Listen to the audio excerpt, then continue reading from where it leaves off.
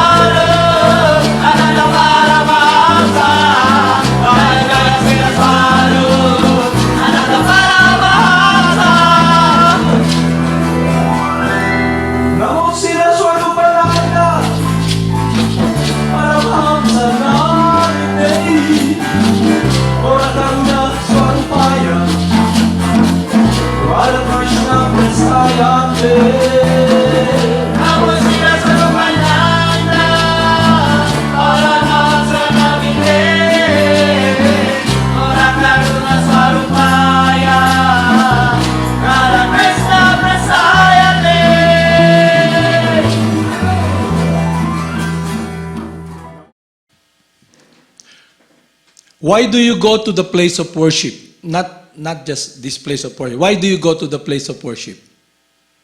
All of you. Why do you go? Why do you go? What more?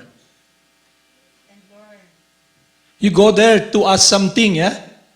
You're praying, yeah, okay? Do you pray to the wall? Huh? No, di ba? So when you pray, it means what? You want someone to fulfill your heart's desire, di ba?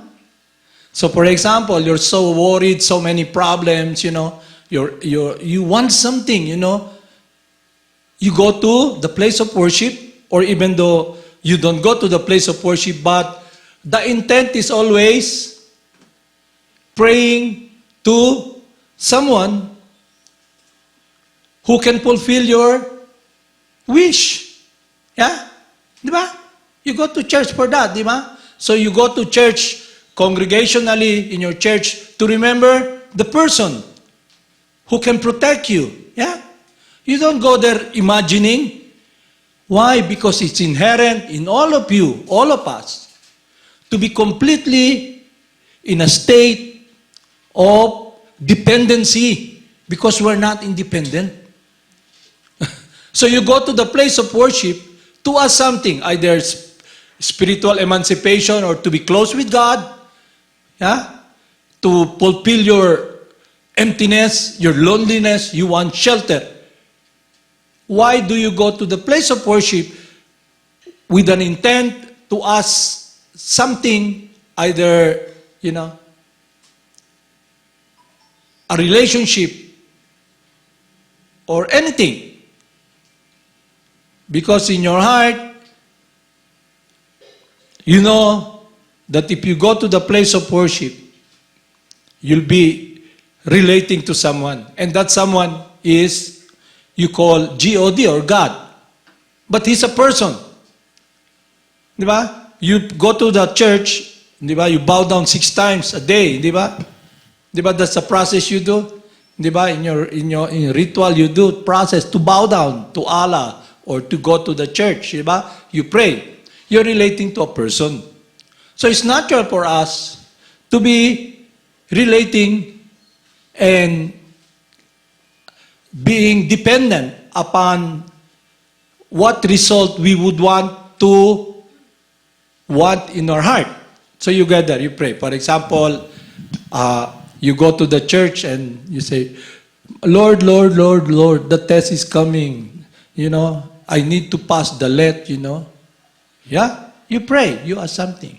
Or you go to church. Now they have this healing sound, you know.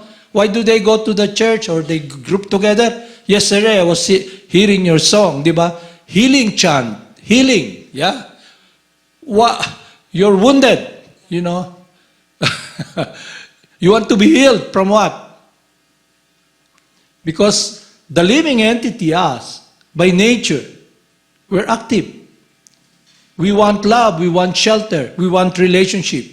But due to our conditioning in this world, what we embrace is an empty world, a lonely world, a dead world. That's why we're always lonely, unhappy, because we are not able to understand and comprehend our true identity and our natural position to be dependent upon the Supreme Person. The only way we relate to the Supreme Person when it's really urgent. Okay, emergency first. Emergency, yeah? Oh, my mom is in the hospital, yeah? She will be having, what do you call, vasectomy, yeah? What's that? That she has cancer of the breast, stage 4. Mastectomy, okay? Iba pa. Vasectomy, kakapunin ka pala. Yeah? So, you pray, Lord, Lord, Lord, Lord, I hope my mom gets well, you know. Kasi they're gonna take that breast which is contaminated with the cancer virus, and the virus destroying her body. You pray, Lord, Lord, Lord, Lord. Then on the time that she's on the surgery room, it's really urgent. You're worried. What if she dies? You know? What if the cancer metastasize and she will be in harm's way. She'll die. No? But it points always to asking something from the Supreme Person. Okay? So the science of freedom, the art of experiencing fulfillment of the heart, is a science based upon Satchit Ananda, our eternality, wisdom of our true identity as eternally the loving servant of God, and our function. And when we engage in such activities, guided by the representative of God, then we'll experience the warmth of God's embrace. We're longing because this world is an empty world. You know, we are always longing for someone to take shelter. That's why you pray. Diba? That's the reason. You don't pray to yourself except if you're crazy, you know. You want to forgive yourself, you know.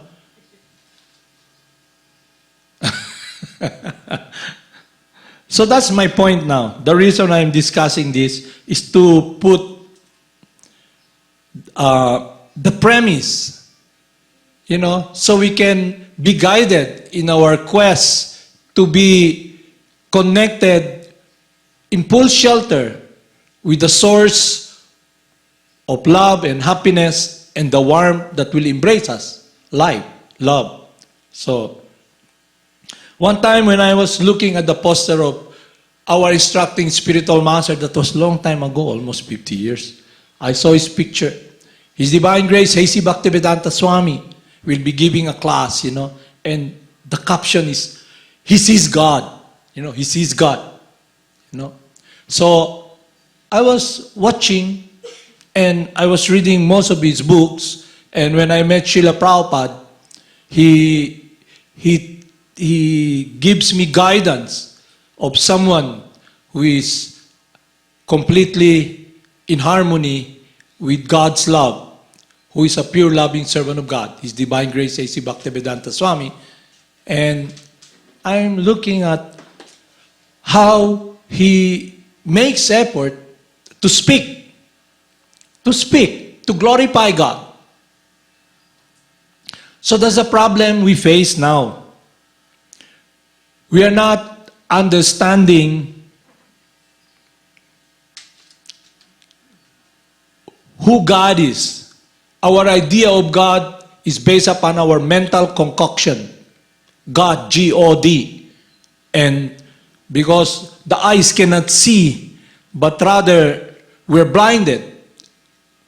Our idea of God is based upon anthropomorphism, meaning based upon material qualities. If he's very old, then his body must be very old. His beard must be 1,000 miles long, you know, because he's the oldest, you know. And he must be very old, and means his body is shrinking and everything. That's why they do this painting in the Sistine Chapel, you know. God the Son, God the Father was this beard, but up in the sky, in heaven, supposedly. Okay?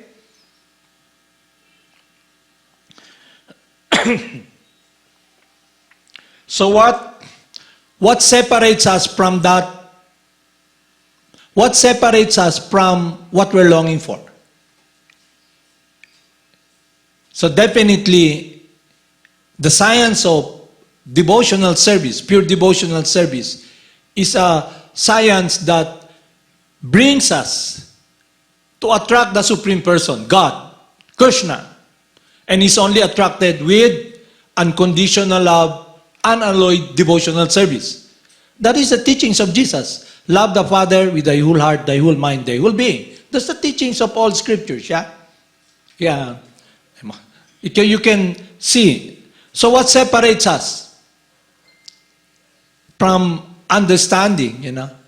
It is lack of wisdom and our understanding of the Supreme Person is based upon our own will, my will. So when you go to prayer to church, you go into prayer to church, you go in the place of worship, you want something. The point is this, you want God to do your bidding. You want God to do your will. So when you pray, what do? Please, give me what I want. Di ba? That's your prayer? Di ba? That's all our prayer. Give me what I want. So that is a contaminated relationship. It's not unconditional. No condition. Unconditional. There's condition. I worship you. I'll serve you. I'll pray to you if you follow my will. See, that's the bottom line. In a nutshell, that separates us from pure loving devotional service. Okay? You understand clearly now? What separates us from that world of pure devotion which Jesus Christ is teaching? It is the contaminated relationship based upon materialism. So why does it happen, Because of our conditioning in this world. Yesterday I was looking at this guy, I was seeing him, having this document. He's a networker, he talk about crypto, or he's a creep, And he offers people, how great he is, that he's wealthy. He's wealthy. And he's got this brain, and he has the guts to tell you, all of us, you want financial sustainability or freedom, then you follow this message. I'm gonna teach you how you can earn, how you can invest. Yeah? It's like a networking guy who tells you, ask all of us, who wants to be a billionaire? Raise your hands. Everybody raises their hands, He's enticing you. That's what he does. And there are people there, lately we have this testimony, So now they have this testimony now, testimonial, blabbering, to trick you also, to entice you, to put you in a snare. They bring you in there's a snare, and that snare, when you enter that, they cut your mind. Understand? Through the senses, they cut you, and they put you there in a box. Now you're in prison. And how do you get in prison? They take your mind. And how do they do it? Through your ignorance. Because in the mind, there is anger, lust, and greed. So they know everybody's greedy. Everybody wants something. And based upon our experience in this world, nothing goes right here because the body gets old and it dies, And the main catch there is always, they present people, because the person who's speaking about financial stability, he comes with this necklace, of gold, He rides this car as long as up to there, limousine, And he can open the door, but someone opens the door for him, And he comes, everybody claps. Big guy, He's rich. And what is he trying to portray with this blabbering? You can be like me. You can wear these tons of gold, and ride this car. How did this guy put you in a snare, he snares you by pointing to your senses what he got. Di ba? That's networking. Di ba? So what happened? This guy is telling, I have this, he gives statistics, he gives statistics about Apple, about Amazon, Alibaba, and everything about those people who, during the time, were able to take advantage of that opportunity to get rich by investing only $1,000. Okay? So it means if you're earning $36,000, it's not really, a big, it's like a small, it's not a high price to pay. That if you put $1,000, you get, what? $1 million in 10 years, okay? He gives you this, what he wants to, project. He travels around the world. He has met so many billionaires, and he has this inside trading, know what will be a successful venture, But, he has this program, and then you subscribe, you pay, Di ba? Why are you so interested? Because I may be poor as a rat, and I want that. So, if your attitude in relationship with God, with the Supreme Person, is based upon God doing your will, no, you meaning you're so contaminated with the three modes of material nature, passion, desire, in your mind. So that's how they manipulate you. So when you relate to God, that's how you relate. You want God to do your will. Okay? So in this case, this guy speaks, and, it takes an hour, and he makes so much, he turns around the bush, around the bush, around the bush. And what he's saying is that, subscribe and pay what I have, research. Then if you subscribe, you pay a certain amount, then after that, I'm gonna give you something, And you know what he says? There's nothing final in this world, And he tries to stay away from what he's saying, from the responsibility, Ventures doesn't mean that what I'm saying will be successful. But there's a window of opportunity, so you can become rich. You can become a billionaire like me. And he begins to tell, I was working in this company, in Wall Street, and I earned this much. Somebody wants me to run their company, 100 million. They're gonna give me 100 million, But I'm not interested. I'm not interested, because I'll be working for the big companies, I got my life made, I'm wealthy, I don't need that. But I'm happy to see you become rich. Okay? And everybody, I want that. I want to be like you. Okay? Subscribe and pay this. Imagine if all of you, because the window of opportunity is telling us that he was giving this example, that during the time from the 80s, 90s to the 20s, Amazon, yeah? And those people who invested in stocks at the time that it's just blooming, they got in May, they become rich. But if you start at the end, it's already static. The stocks are very low already. But now, I'm beginning to see through my speculation, that there is an opportunity now. And they call it, they have names, Genesis. Yeah? What's that? Genesis. What's Genesis in the Bible? The beginning. So the process is, he now was able to see that yes, in this world now, there's a system wherein you can become rich. Like the Bitcoin or the crypto.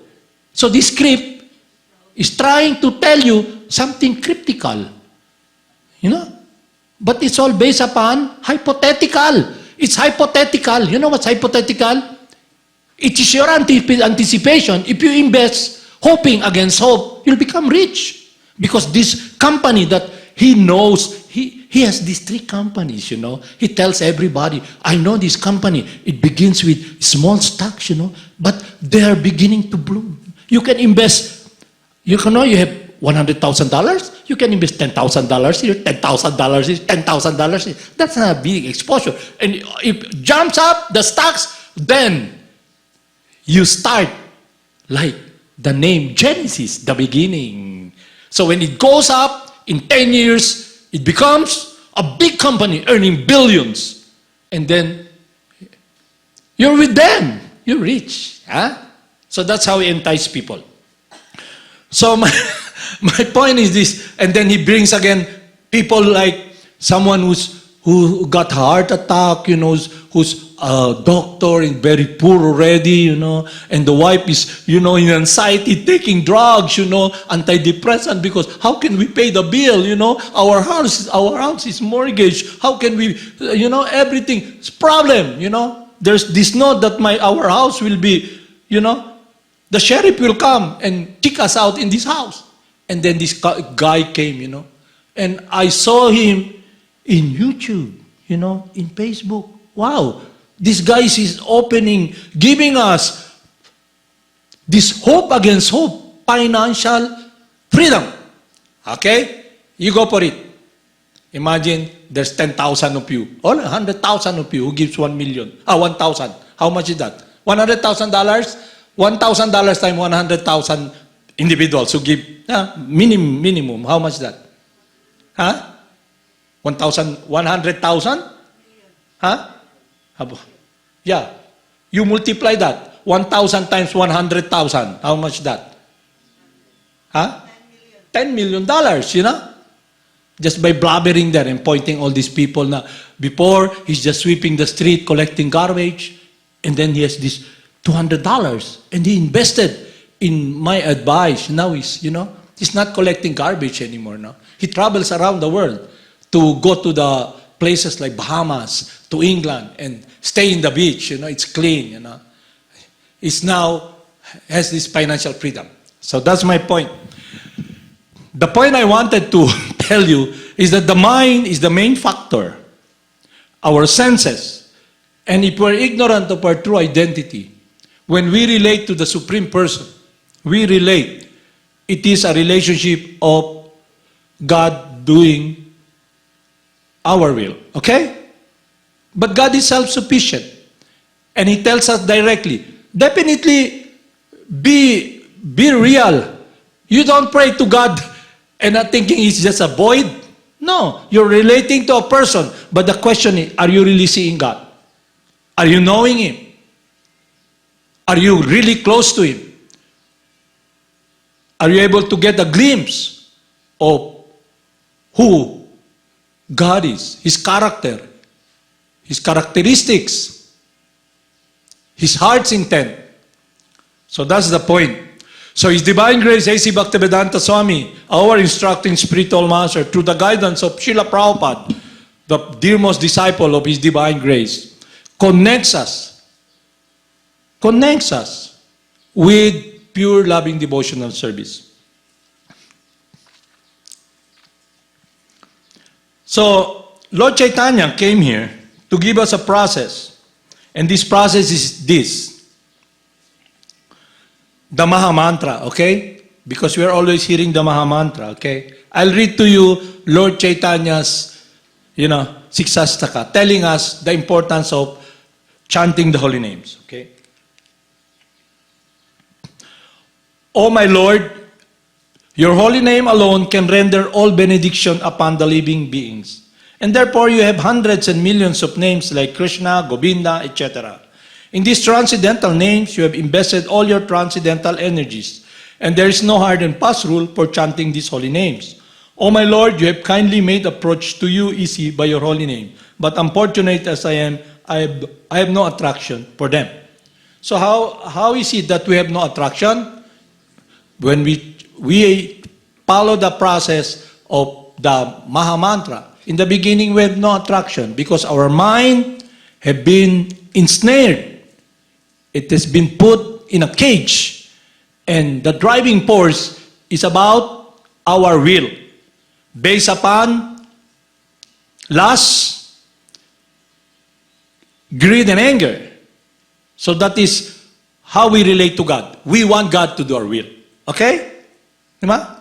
But no matter what we do to try to be separated from this world of pure loving devotion and service, the will of God, because the only way He will be attracted to us is His will, His heart telling us.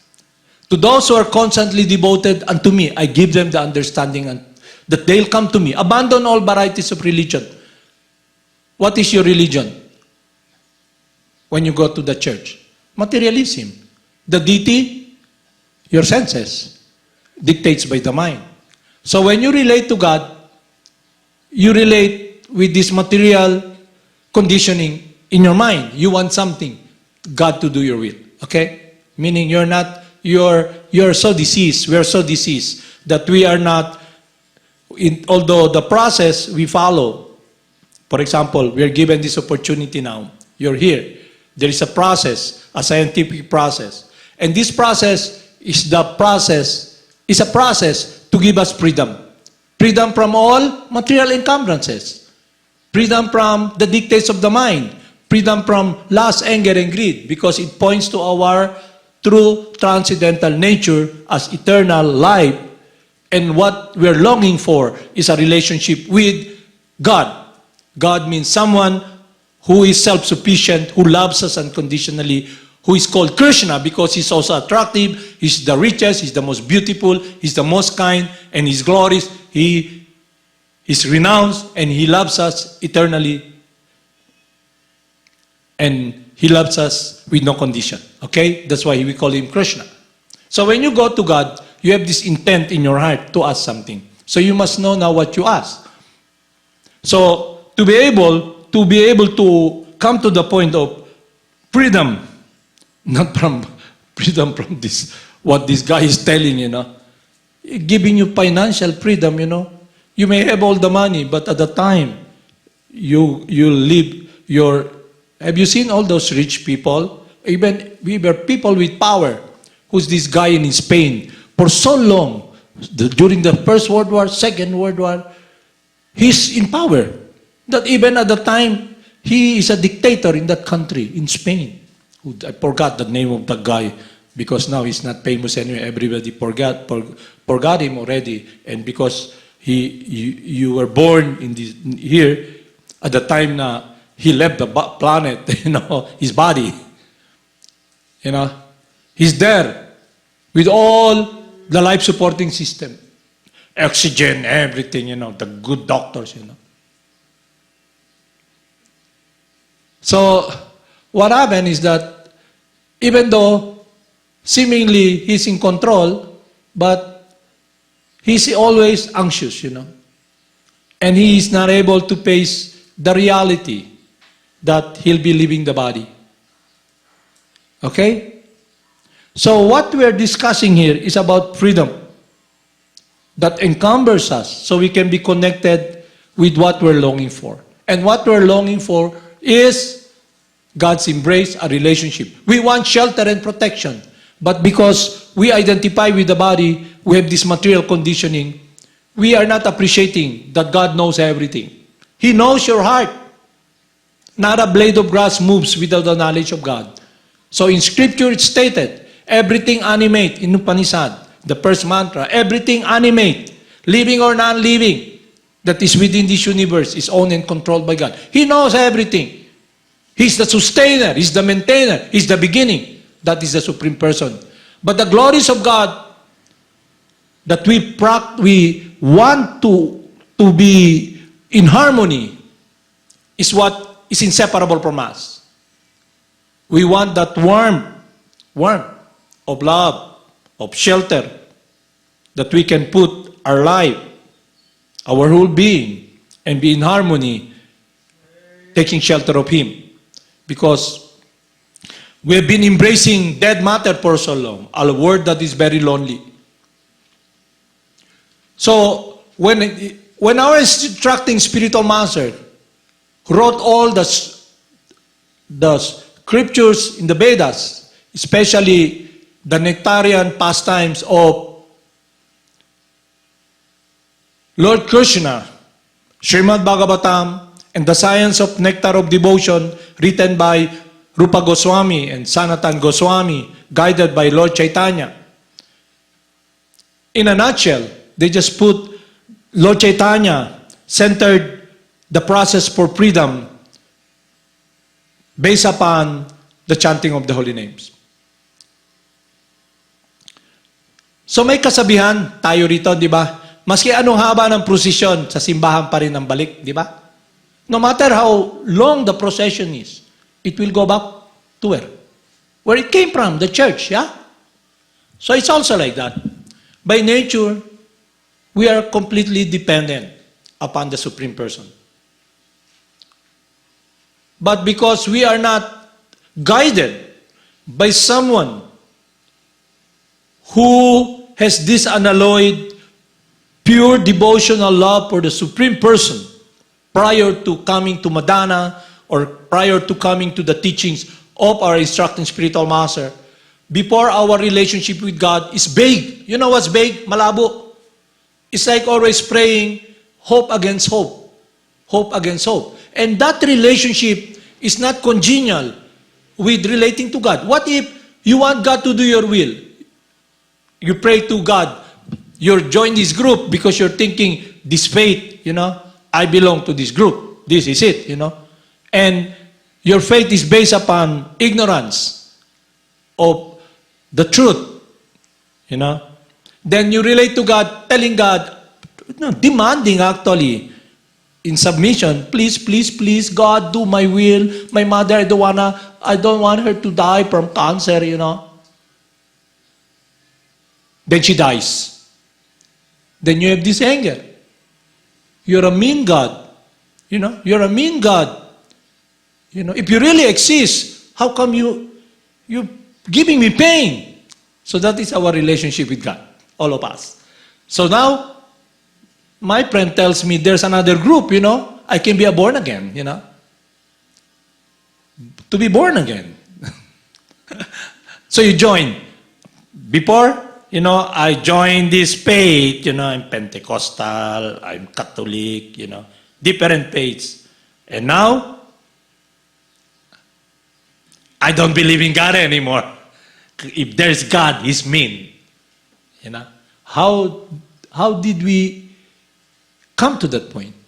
How come we're always afraid of God? Why? Because we don't know Him. So the process of purification purifies us from what we're longing for. So Lord Chaitanya tells us about the glories of the holy names. He tells us directly, not turning around the bush, directly. No testimonial or whatsoever. Because His divine grace, His God. He glorifies God. He connects us with the holy names, with God's desire.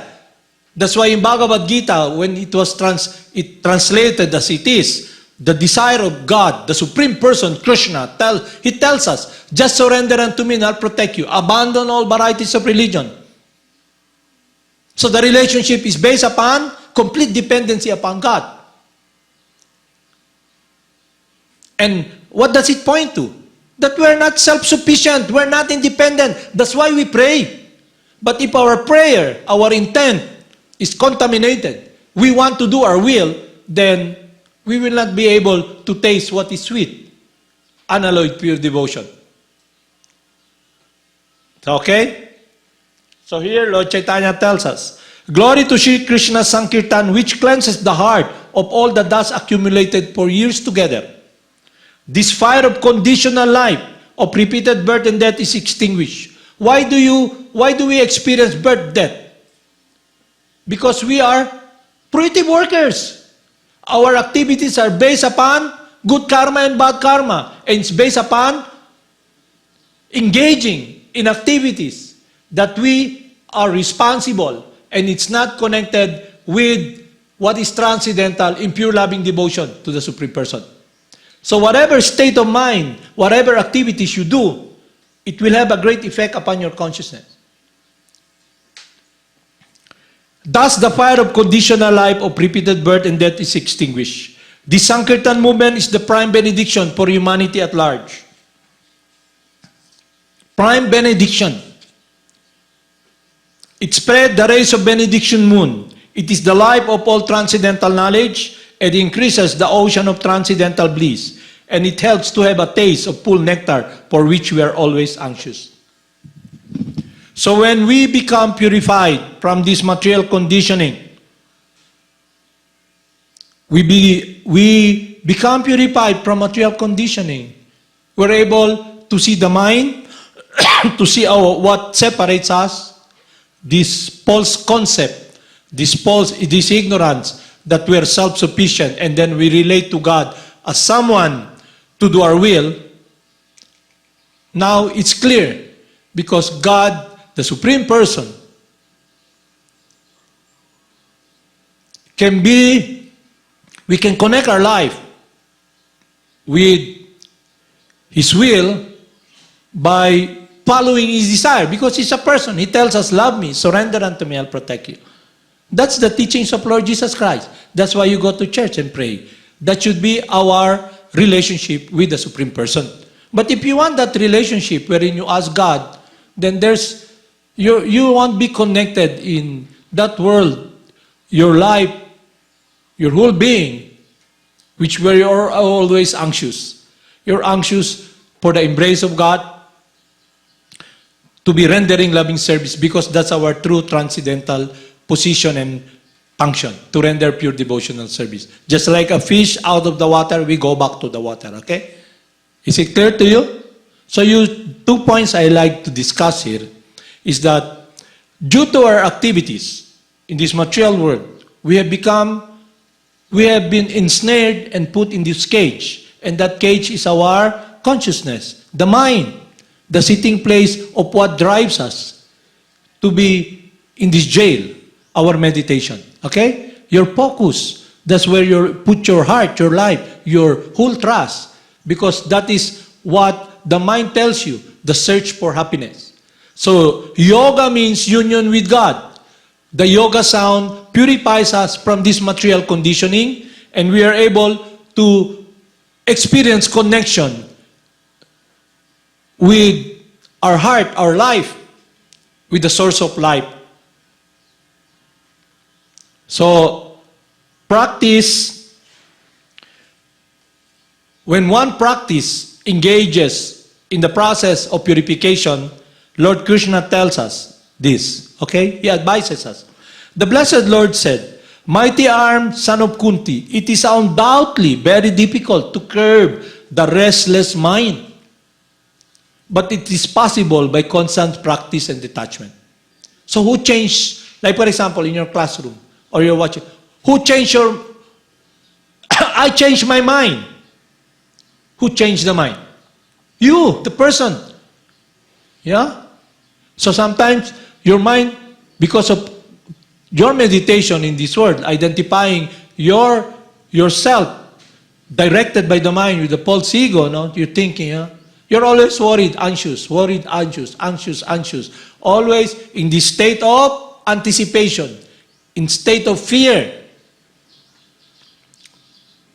The mind is very difficult to curb. But we have this guidance now.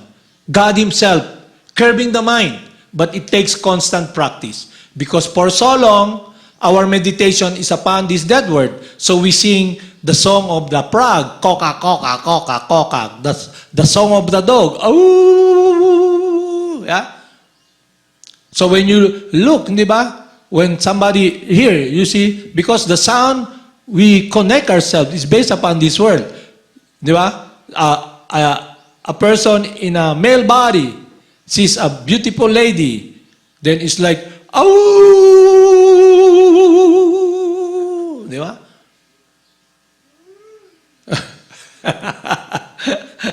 Because that's the meditation of the animals, Eat, sleep, mate, and depend. That's why we're suffering, And freedom, not financial freedom. You have good karma and bad karma, No matter how you work, you make night, day, you have a certain good karma that will come to you. And not only that, we were discussing last time, I was trying to tell you, you should control your speech, the sound that comes up your mouth. In the Shastra, we have a certain amount of breath. For example, you have 1 million breath in this lifetime. And you're always talking, blah, blah, blah, blah, blah, blah, blah, blah, blah, blah. Then, minus. Then, when your breath, you reach 1 billion, 999 million breath. You have only about 2 breaths left, but you use it to blah, blah, blah, blah, blah, blah, blah, blah, blah, blah. Enough. Leave the body now. You have certain amount of time in this body, That's why you must take advantage of this great opportunity to have this human form or body. You have this body now. You can distinguish now the difference between an animal. You can ask questions, who am I? Why am I here? Is this guy's real, Why am I suffering? And then, God's mercy comes. The warmth of God's embrace, His protection, coming from our instructing spiritual master, coming from our initiating spiritual master, who teaches us, who embraces us, who has unconditional love for us. How does He do it? You know? By revealing His heart and His mind to us. That's why we listen to the bona fide spiritual master, because he reveals his connection with God, his love for God, his will, which is in harmony with the will of God, his unconditional love. And if we want to enter that world, we can take part by following. Okay? So he gives us guidance. So Lord Krsna tells us, the blessed Lord said, Almighty arm, son of Kunti, it's undoubtedly very difficult to curb the restless mind. But it's possible by constant practice and detachment. Okay? Constant practice and detachment. Okay? It's like this. For so long, you've been working so hard doing hard work. What happens to your hands? It becomes callous, yeah? There's this skin, you know, taper, and even though you know, have you seen this boxer? Have you seen this great boxer? You know, what is his regimen every day? Someone with not a hammer, you know, a baseball bat or a wooden, and beats to become strong, you know, to be able to defend himself from, you know, the beating, you know. But in our case, if you have this wisdom, that covering of ignorance, the lust, the greed, the anger subsides due to constant practice. The fire of conditional life begins to fade. Fade. It's like an itch. You're scratching, stop. You put medication, it gets well, but there's an itch pa, but you know it's getting well, okay? So to constant practice, to constant hygiene, yeah, you know, then what happens? You become fixed. Just like if you have a wound, you know, you have a wound, and it's an open wound. So you put medication, you know, sterilize it, you know. You cover it, you know, until it gets well. You just don't open it, you know, and then let the flies, you know, land on it, you know. So that is our situation. We have this body now, the avenues of the body, this field of activity, all the senses for learning, to be connected with what is transcendental, especially the descending process of that wisdom and the holy names that gives clarity and a stable, absolute stability, because the fundamentals are all absolute. And it's based upon our true transcendental nature, our true transcendental position, and our true transcendental function. And if one follows this process, the mind, which is restless, becomes fixed, because our life now is connected with the source of joy. Because that's what we're looking for. We want to be happy. But in the wrong direction, we will not be happy. The mind will always be agitated. Because the process we do and engage in agitates the mind. It's like adding fuel, you know. You add fuel, the fire burns and burns and burns, becomes so big, it engulfs you.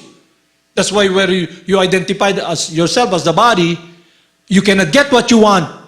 You're frustrated, you're angry, then you lose your intelligence. Understand? So it's a science of control to get away from that snare, that encumberment, that cage of materialism, based upon wisdom, based upon God's guidance. Because that's what He wants. He wants us for us to experience this unconditional, pure loving service in meditation that will please Him. That's why you go to church. So the process to go to church, to go to the place of worship, to pray, is based upon having a relationship. And that relationship should be transcendental and eternal. It must be based upon the pleasure of the Supreme Person to be in harmony with His will. That is the science of Bhakti Yoga. That is the science of freedom. Now, if you want to take this advantage of this, you can practice the chanting of the holy names. Because the practice of the chanting of the holy names will purify our heart, will purify the mind. You know, you can see, not with your blind eyes, but you can see now because you have heard the truth that is absolute, eternal, and it's based upon the transcendental world of God's eternal activities, the pastimes of pure loving service between the living entities, His loving servant. That's the science of Bhakti Yoga. And through constant practice, God Himself guiding us, our spiritual master guiding us, our instructing spiritual master guiding us, that is the glory of God. He has unconditional love for us. So you're talking about freedom, that is what real freedom is. So now that's why I gave the example of a procession. No matter how long the procession is, it will go back to the church back. Kung gaano man kahaba yung procession, babalik pa rin sa simbahan. So now you're eternal. Living entity. You know you're not the body.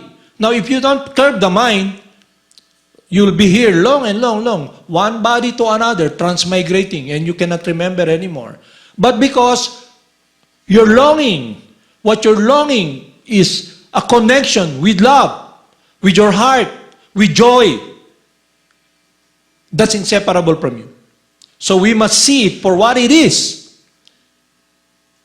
So instead of transmigrating from one body to another, we must become free from these encumbrances, from this snare, from these shackles, this anchor. And the anchor is the connection between us and the mind. Because we follow the dictates of the mind. We are godasa, or servant of the mind and the senses. We are not able to hold the horses. That's why we are not able to hold the mind, the rein. So the path is very clear. The spiritual master tells us, chant the holy names. You're not holding the rein, the senses are turbulent, you're there helpless because material nature is very powerful. But God comes, His unconditional love. The holy names, just chant, open your mouth. And that is the reason. It's very important to be able to have association with this confidential loving servant. Why? Because they reveal their heart, their mind to us. How we can be in harmony with the Supreme Person. So that's my point also. Those individuals who are not appreciating the glories of God, they're not able to appreciate the importance of having association with the spiritual master, even physically. Because all of us by nature will be praying, will be longing for God. So that is the reason individuals, they're attracted to the spiritual master because he's not different from God. And you come around, no, you cannot see him. You cannot see him. You know, it means there's something wrong in you, you know. Because by nature, we'll be longing to experience this love. And the living entities, individuals, have different relationship with God. And stated in Scripture, the value of having an association with the representative of God, such as Jagad Guru Siddhaswarupananda Paramahamsa, and our instructing spiritual master, coming from Parampara, non-different from God. So why anxious? Why try to hold people back from associating with the spiritual master? Who are you to make decision? Yeah? So it means, you know, you're so covered also. You understand? So we must see ourselves. Before you see before being critical about individuals, we must have this transcendental wisdom. Realize it, understand it. That when the spiritual master tells us, asks us, give me a glass of water, or he gives us this bottle, open the lid because it's pure honey, taste it. But if you did not open it, you will not appreciate the glories of the spiritual master, the glories of God. You'll die like an animal. And you'll be experiencing this anger, this feeling of animosity towards God's children. You're not able to come to the point of loving others. So the first commandment of Jesus is, love the Father with thy whole heart, thy whole mind, thy whole being. Second unto that, you'll be loving your neighbors, your brothers, my brothers. You ain't heavy because you are a child of God. And I am also a child of God. We're brothers and sisters. Why deny the spiritual master? Why try to make it, to confine the spiritual master so nobody can see the spiritual master? Nobody can even hear the lecture of the spiritual master. But you have all the lectures of the spiritual master, and you decide now who. This is nonsense. If you're really making progress towards that world of really loving God, the fruits will be there. How can you know a tree by its fruit? How can you know a tree? You can know a tree by its fruit. Understand? So if a person is really practicing, engaging in the science, he makes progress. He chants, he makes progress. He follows the regulation, he makes progress. His life, his whole being, his heart can be connected with pure unalloyed devotional service by doing the will of God, by following what Lord Krishna is telling us. Just surrender unto me, abandon all varieties of religion. So we won't follow your religion of trying to keep the spiritual master away from us. Because you cannot control, because the Lord is within our heart, the Paramahamsa. And all the literatures written by our instructing spiritual master connects us with our heart and the Paramahamsa. And what our spiritual master is giving us, the simple process of going back home to God. The Harinama. Okay? And Lord Krishna tells us, for one whose mind is unbridled, self-realization is very difficult. What is unbridled? Hindi nakatali. Diba? You are not holding the horses. Unbridled. Okay? For one whose mind is unbridled, self-realization is very difficult work. But he whose mind is controlled and who strive by right means is assured of success. That is my opinion. So that is the opinion of God. To do the will of God. Not to do your will, okay? So in this world, all of us, we want to do our will. We come in contact with people who are also, seemingly, wanting to serve God. But their intention is to do their will. So we must see it for what it is. And we must not lose hope. Because if you're sincere in your heart, your faith will have the fruits of clarity, because you will be dovetailed with the will of God in harmony through the mercy, through the guidance of the bona fide spiritual master. That is why it's very important to be under the shelter of the instruction of a bona fide spiritual master. And also, the reason is all of you here, if we come to the point of pure devotional service, then we can pass on pure devotional service as it is. Understand? That becomes our life, to be in a transcendental world of pure devotional service, in harmony with the will of God. That is what we're longing for. So now you can make this distinction, whom to follow, whom to listen, and what encumbrances, and all those people who are also in jail, who don't want to let you get out of the jail, but they want to control you in the name of so-called spirituality. Be careful. You follow only God. And we are given this guidance. Tomorrow we'll discuss more about this, okay? Is it clear to you? Yes. So now you can check. In a nutshell, I'll recap it. How do you relate to God? Is it, God, do my will? Or you're in this natural world of doing God's will, just like a baby who is so helpless in the hands of the mother, mother's protection. So, Haribol, Namaste.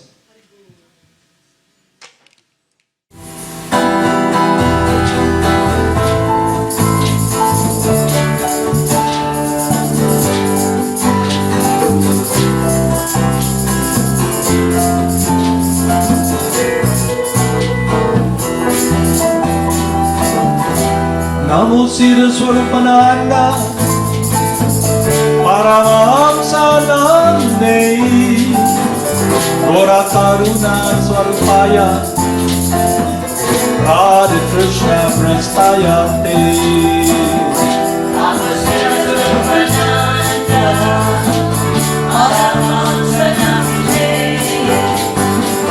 Gora Karuna Swarupaya Radha Krishna Prastayate Shri Krishna Chaitanya Radha Krishna Nayanya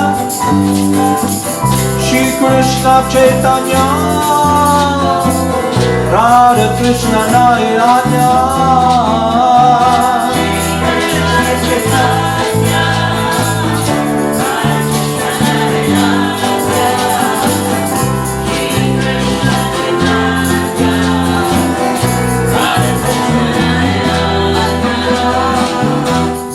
Shri Krishna Chaitanya Prabhu Nityananda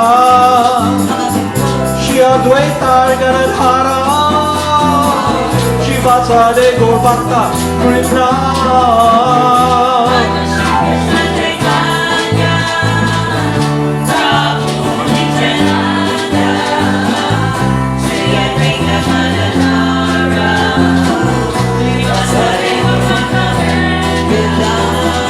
Gopala Govinda Rama Madana Mohana Gopala Govinda Rama Madana Mohana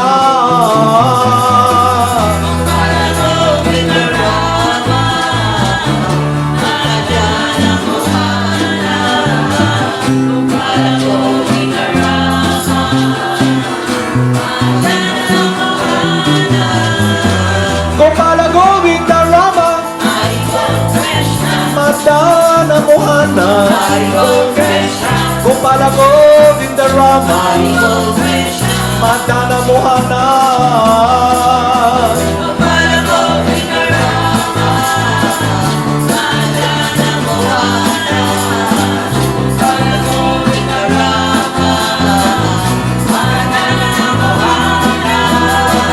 Gopala Govinda Rama Madana Mohana Gopala Govinda Rama Madana Mohana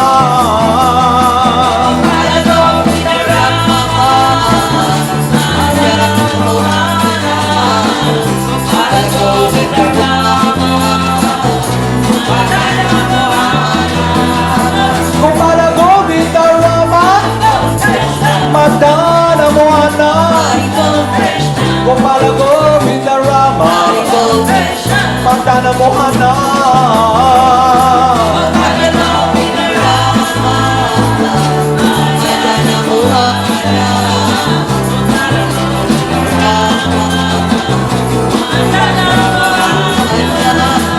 Jaya Jaya Gurudev Jaya Jaya Gauranga Jaya Jaya Gurudev Jaya Jaya Gauranga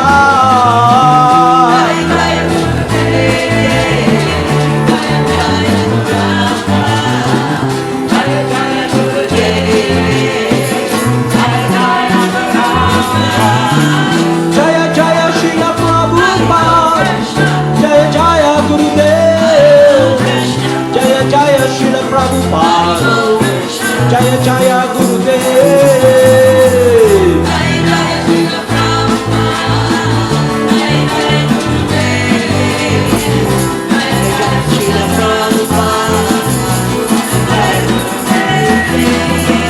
Jaya Jaya Siddhaswarupananda Paramahamsa Jaya Jaya Siddhaswarupananda Paramahamsa